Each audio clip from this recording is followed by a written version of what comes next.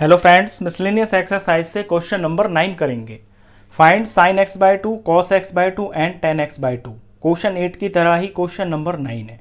यहाँ पे इंफॉर्मेशन दे रखी है cos x is equal to -1/3 और एक्स इन क्वाड्रेंट थर्ड।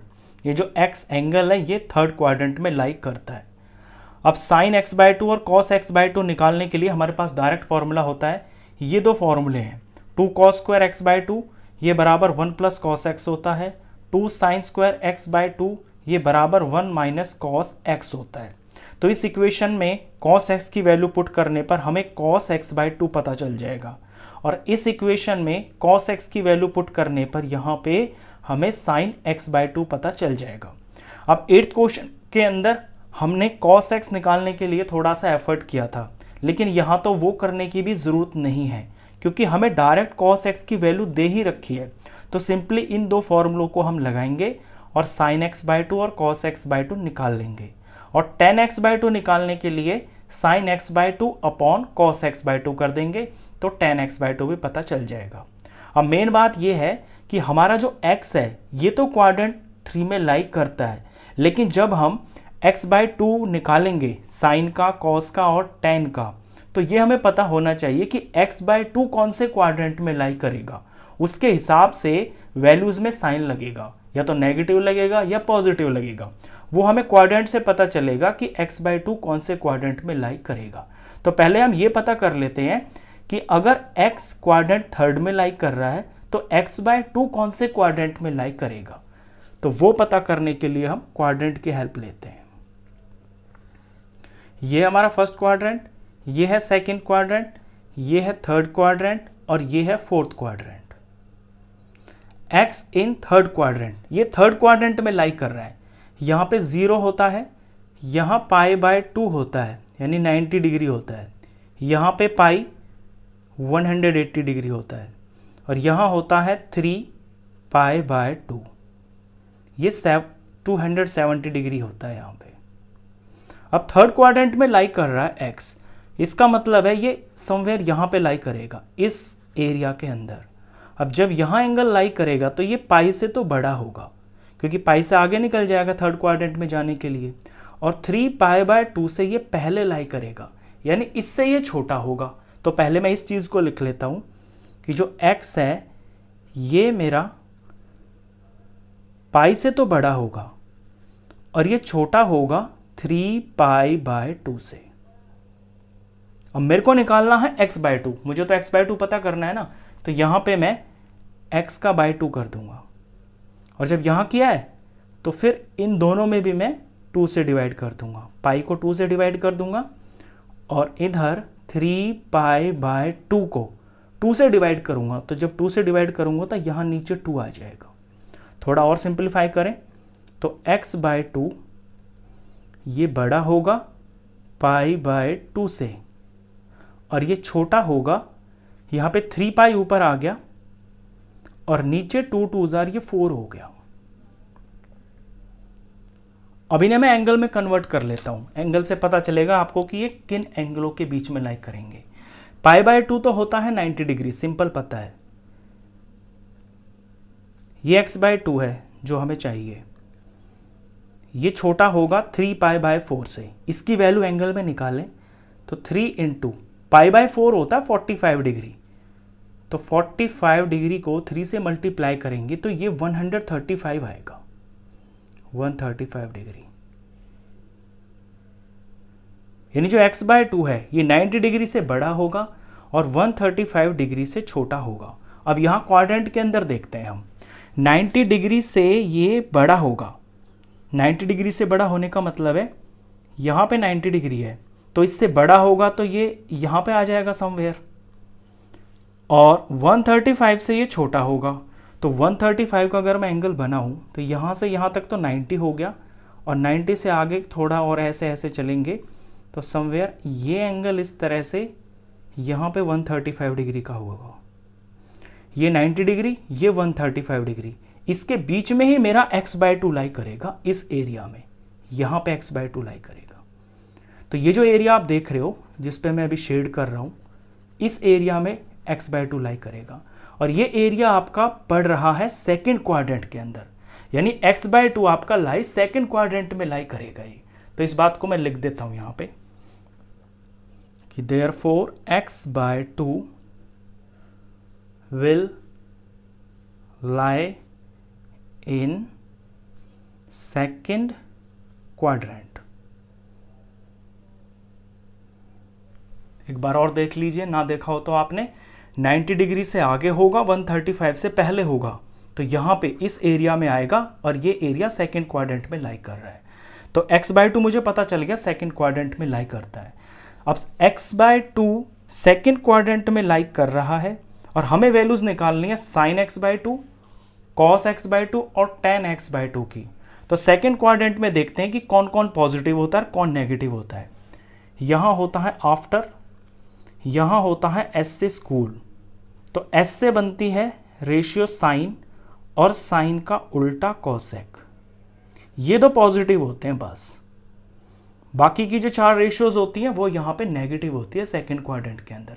इसका मतलब ये है कि जब हम साइन x/2 निकालेंगे तो ये यहाँ पे सेकंड क्वाड्रेंट के अंदर पॉजिटिव वैल्यू देगा। तो साइन x/2 जब निकालेंगे तो वो पॉजिटिव आंसर होगा। और जब हम cos x/2 निकालेंगे तो सेकंड क्वाड्रेंट के अंदर तो cos नेगेटिव होता है, तो जो हमारा आंसर आएगा वो नेगेटिव में लिखना है हमको। जो भी नंबर वैल्यू आएगी उसके आगे नेगेटिव लगाना है। और जब हम tan x/2 निकालेंगे तो सेकंड क्वाड्रेंट के अंदर tan भी जो है नेगेटिव होता है, तो tan का जो आंसर आएगा उसमें भी हमें नेगेटिव लगाना है। तो ये काम हमको सबसे पहले कर लेना है कि x/2 कौन से क्वाड्रेंट में लाई करेगा, उसके हिसाब से हमारे आंसर्स में ये वाले साइन लगेंगे। अब करते हैं अपना मेन क्वेश्चन। तो हमें वैल्यूज निकालनी है sin x/2, cos x/2 और tan x/2 की। इन फॉर्मूलों का हमें यूज करना है। तो cos x की वैल्यू निकालने के लिए तो यहां मेहनत करनी नहीं है। 8th क्वेश्चन के अंदर हमको मेहनत करनी पड़ी थी क्योंकि वहां डायरेक्ट cos x/2 नहीं दे रखा था, वहां tan x दे रखा था। सॉरी, cos x नहीं दे रखा था, वहां tan x दे रखा था। और tan x को यूज करके हमने ये सारा काम किया था, ये फॉर्मूला लगा के, और यहाँ से फिर हमने cos x निकाला था। लेकिन इस क्वेश्चन के अंदर आपको ये वाली मेहनत भी नहीं करनी, यहाँ तो आपको डायरेक्ट ही cos x की वैल्यू दे रखी है। बस आपको फॉर्मूले लगा के और इनकी वैल्यूज निकालनी है x/2 की। तो पहले मैं sin x/2 की वैल्यू निकालूंगा, तो इस फॉर्मूले को यूज करूंगा। 2 sin स्क्वायर x/2 ये बराबर होता है 1 माइनस cos x के। और वैल्यूज पुट करता हूं मैं इसके अंदर। 2 sin square x/2 1 minus cos x की वैल्यू मेरे को दे रखी है यहां पे माइनस 1/3। बस इसी के अंदर हम सिंप्लीफिकेशन करते चले जाएंगे, साइन स्क्वायर x/2 की वैल्यू आ जाएगी। तो 2 का 2 साइन स्क्वायर x/2, यहां सिंप्लीफाई करें तो माइनस और माइनस ये प्लस हो गया, तो 1 + 1/3 हो गया। फर्दर सिंप्लीफाई करते हैं, 2 साइन स्क्वायर x/2, 3 × 1 = 3 और प्लस 1 ये 4 हो गया ऊपर ऊपर, और नीचे ये 3 हो गया। अब नेक्स्ट स्टेप में ये जो साइन के साथ में यहाँ मल्टीप्लाई में 2 लिखा हुआ है ना, इसे मैं यहाँ डिवाइड में ले जाऊंगा। 2 साइन स्क्वायर एक्स, सॉरी 2 को तो हटाना है ना मेरे को, तो 2 को हटा दूंगा मैं। 2 साइन स्क्वायर x/2 ये 4/3 और 3 के यहाँ पे आ जाएगा 2, मल्टीप्लाई से डिवाइड में आ गया। नेक्स्ट स्टेप में साइन स्क्वायर x/2 ये हो जाएगा, 2 और 4 कटते हुए दिख रहे हैं मेरे को, 2 × 1 = 2, 2 × 2 = 4, तो ये 2/3 आ गया। अब ये वैल्यू है साइन स्क्वायर की, मेरे को तो सिर्फ साइन की चाहिए ना, तो सिर्फ साइन x/2, यहां पे जो स्क्वायर है ये दूसरी तरफ जाके स्क्वायर रूट हो जाएगा, तो 2/3 और इसके ऊपर लग गया स्क्वायर रूट। अब इसका स्क्वायर रूट निकाल लेते हैं। तो इसका स्क्वायर रूट जब आप करोगे x/2 का, तो √2 ही रहेगा और √3 ही रहेगा। इनके परफेक्ट स्क्वायर तो कुछ होते नहीं है स्क्वायर रूट, तो मैं इसे ऐसे लिखूंगा √2 अपॉन में √3। अब डिनोमिनेटर में कभी भी रूट नहीं छोड़ते हैं, तो रूट को हटाने के लिए हमें रैशनलाइज करना होता है। रैशनलाइज करने के लिए इस रूट 3 से ही ऊपर नीचे मल्टीप्लाई कर देंगे। तो इससे होता यह है कि डिनोमिनेटर में 2 बार रूट आ जाता है सेम नंबर में, तो रूट कैंसिल होकर सिर्फ नंबर बच जाता है। तो साइन x/2 ये हो जाएगा √2 इंटू √3, दोनों ही रूट के अंदर है तो √6 हो जाएगा, ये 6 और ये रूट, और नीचे √3 इंटू √3 ये कट गया, ये यहां पे कैंसिल हो गया रूट, तो ये 3 हो गया। √6/3 ये वैल्यू आई है साइन x/2 की। और मैंने अभी बता दिया आपको कि मेरे को साइन के अंदर जो साइन है वो क्या लगाना है, वो काम मैंने शुरू में ही कर लिया। साइन x/2 मेरा यहाँ पॉजिटिव होगा, तो इसके अंदर मेरे को पॉजिटिव ही रखना है। प्लस में साइन लगाने की आपको ज़रूरत नहीं होती है, क्योंकि प्लस तो अपने आप अंडरस्टूड होता है, वो प्लस ही होता है। तो साइन x/2 तो मैंने निकाल लिया है। अभी मैं निकालूंगा cos x/2। तो cos के लिए मेरे को ये फॉर्मूला लगाना है, ये वाला 2 cos स्क्वायर x/2 बराबर होता है 1 प्लस cos x के। तो यहां से हम cos x/2 के लिए क्वेश्चन करेंगे। 2 cos square x/2 is equal to 1 plus cos x। अब इसी तरह से सेम बिल्कुल इसी तरह के स्टेप्स होंगे।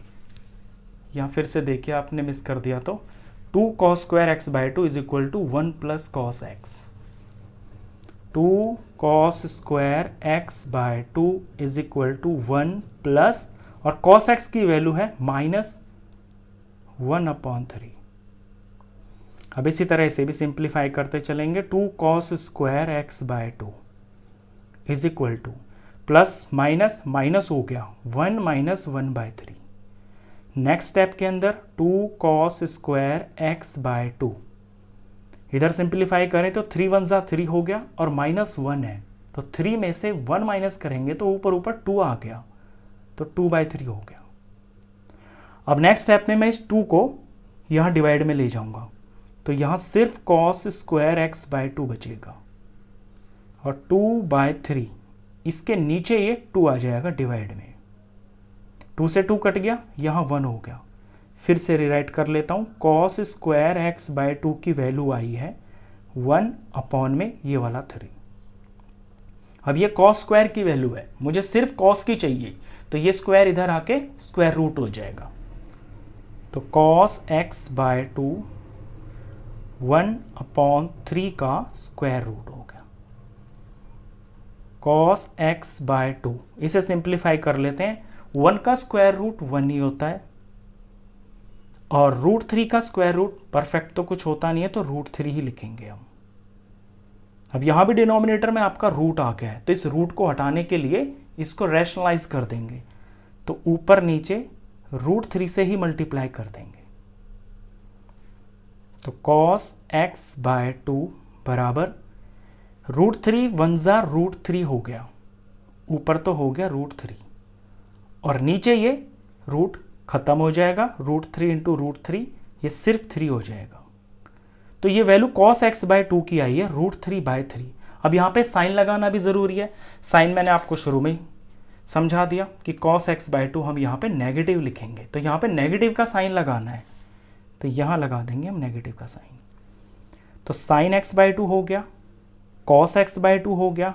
अब निकालना है हमको tan x/2, तो tan यहाँ पे निकाल देते हैं। tan x/2 निकालना है। tan होता है साइन अपॉन कॉस, तो साइन और कॉस की तो वैल्यू हमें पता ही चल गई है, इन्हें ऊपर नीचे लगा देंगे। पहले फॉर्मूला लिख देते हैं, sign x/2 divided by cos x/2। तो साइन x/2 की वैल्यू है √6/3, √6/3, और ये अपॉन में लिखा हुआ है। अपॉन का मतलब डिवाइड ही तो होता है, तो मैं इसे डिवीजन फॉर्म में लिख लूंगा। ऐसे ऐसे करना आसान हो जाता है क्वेश्चन को। और cos x/2 की वैल्यू है -√3/3, -√3/3।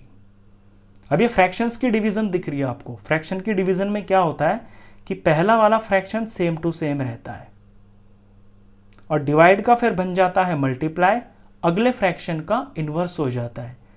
तो नीचे की चीज़ ऊपर आ जाएगी और ऊपर की चीज़ नीचे आ जाएगी। ये हो गया, ये बन गया है 3/√3। और ये माइनस है, माइनस आप यहाँ पे लगा सकते हो, ऊपर भी लगा सकते हो, कहीं भी लगा सकते हो। अब इसमें मैं देखता हूँ कि अगर कुछ कट रहा है तो मैं काट लेता हूँ। सबसे पहले मुझे 3 दिख गया, ये कट गया, ये मैंने काट दिया। अब बचा है √6 अपॉन में -√3।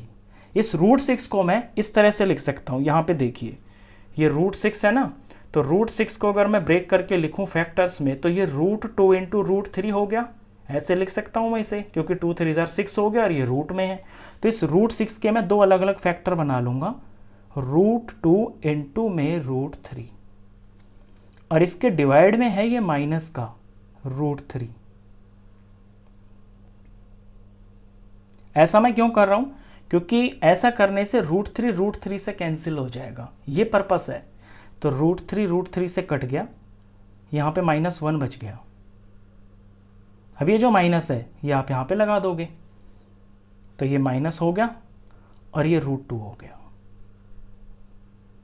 तो tan x/2 की वैल्यू आ गई है -√2।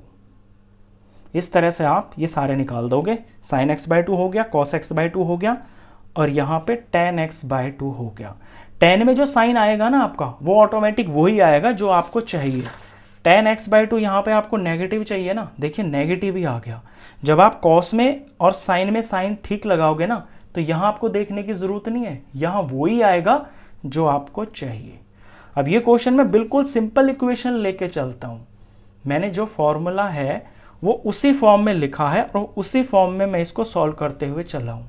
आप इसे इस तरह भी कर सकते हो, कहीं कहीं पे ना आपको फॉर्मूला बनाना सिखा दिया जाता है कि आप कैसे करोगे, वो भी मैं समझा देता हूँ।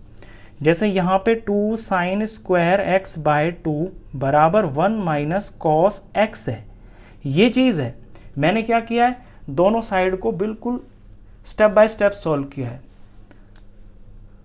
और अगर आप डायरेक्ट करना चाहें तो sin x/2 की वैल्यू आपको निकालनी है, तो यहीं पे आप फॉर्मूला बना सकते हो।